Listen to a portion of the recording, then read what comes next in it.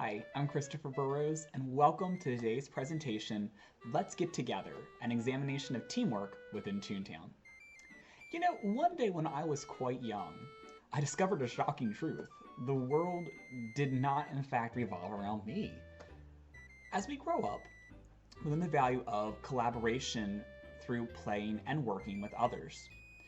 Games, particularly sports, do a fantastic job of introducing us to different teamwork concepts, especially the idea that we all win together when we're part of a team, and we're all working toward the same goal.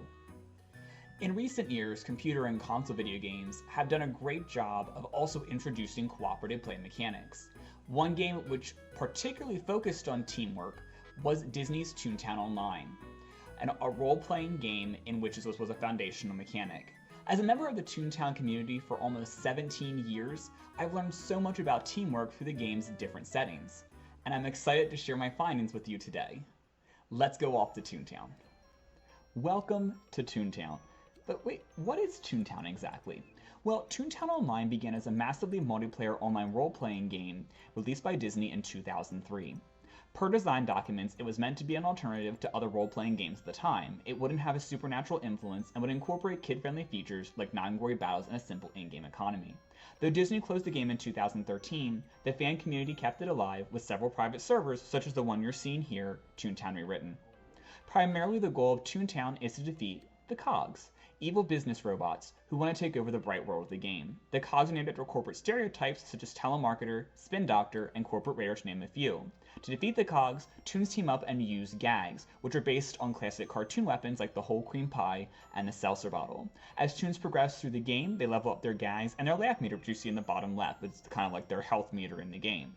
If you lose all your laugh points in battle, it's called that you go sad. You lose all your gag experience points you got from that battle and all your Toon task progress and return to the nearest playground like this. You can also fish in Toontown, go ride the trolley which you've seen over there in the corner, or if you go through that tunnel shaped like a tire, you can also race. There's many other things you can do, but we'll leave it there for now.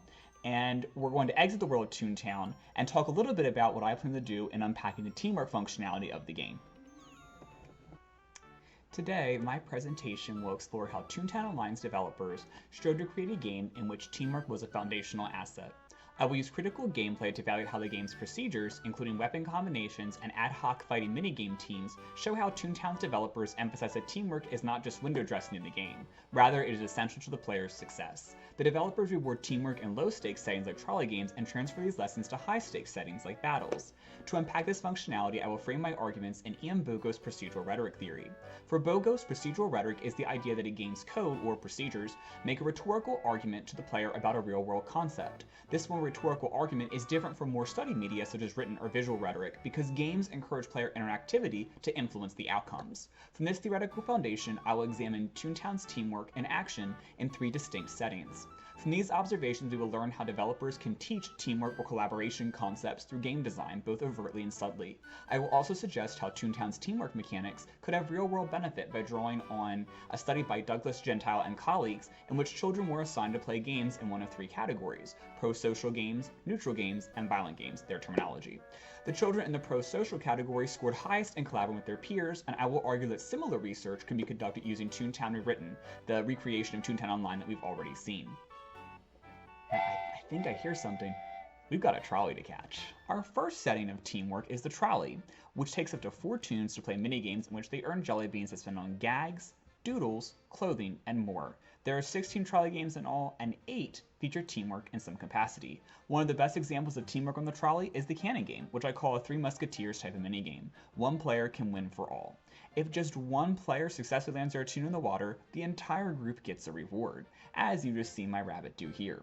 But other trolley games reward teamwork as well, from the ring game in which players can collectively earn more jelly beans than they work together to achieve a perfect game, as my rabbit is working toward here, and treasure dive, in which all players work together to retrieve as many treasure chests as possible. Teaching teamwork this early in a low-stakes setting sets the tone for the rest of the game. Next, we'll observe teamwork in operation during a cog battle. Many gags function in complex relationships with each other. Let's see 2 of those relationships in action. First, let's discuss the connection between lure and trap. Trap literally cannot function without lure. On its own, a trap sits out on the battlefield and cannot cause any damage. But If another Toon uses lure, a cog is drawn toward the trap and the trap damages the cog. By itself, lure does not damage cogs, it merely renders them incapable of attacking on the next turn, but when combined with trap, lure becomes capable of causing damage on the same turn. Therefore it appears that lure and trap are intended to be used together. They're certainly a dynamite combination. Second, sound gags further demonstrate that teamwork greatly increases efficient gameplay within Toontown. Though sound is the only gag type to always hit all 4 cogs on the battlefield, the sound gags by themselves are the weakest in the game. For example, a single foghorn, the level 6 sound gag, deals only 50 damage points. Other level 6 gags, such as the birthday cake and grand piano, deal 100 and 170 damage points respectively. However, if 3 Toons use a maxed foghorn and 1 Toon uses an elephant trunk or a ooga horn, the damage is enough to take out a row of 12s, the highest cog level in the game. For our last setting, let's look at how teamwork functions within the Chief Financial Officer CFO Boss Battle. The CFO is fittingly the final boss for the Cashbot Cog group. Every boss battle begins with the standard cog battles we've already seen, but the final stage varies between the big 4 bosses, the VP, the CFO, the CJ or Chief Justice, and CEO. In the CFO battle, Toons attack the CFO directly by employing a magnetic crane, as I'm doing here, to pick up and throw robot goons at him. But active goons are difficult to throw at the CFO. Therefore, the Toons on the perimeter, which you're seeing in this video, are stomping or disabling goons to make them easier for the craners to throw. As a result, CFO boss battle groups are typically divided into these 2 camps, craners and stompers. Craners throw safes and goons at the CFO, while stompers disable goons to make life easier for the craners. Both jobs are essential to defeating the CFO, and an effective CFO battle requires consistent effort from both the craning and stomping teams. So what did we learn today? Well, the role of teamwork within Toontown cannot be overstated. First, we saw that while riding the trolley, Toons have a 50% chance of playing a game that rewards teamwork, such as the cannon game or treasure dive, or the ring game which we see here. The large percentage of cooperative minigames is significant, especially because the trolley does not directly contribute to leveling up Toons. And as Toons reach the latter stages of the game, it is more likely that they'll pursue other, more efficient methods of making jelly beans, such as fishing or just for fun Toon tasks. Despite this fact, the development team's decision to incorporate teamwork on the trolley is still significant because, whether or not they realized it, they were actually drawing on a fundamental rule of game design, teaching players a concept in a low-stakes environment so they can transfer what they've learned to overcoming the game's more difficult challenges. While I think they could have done more to encourage advanced Toons to ride the trolley, such as creating laugh boost opportunities, the focus on teamwork is still impressive to me.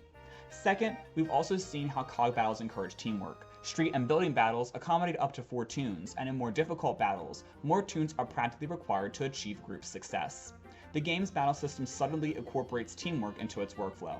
Trap and lure go together like peanut butter and jelly, but there's another layer to that tantalizing sandwich.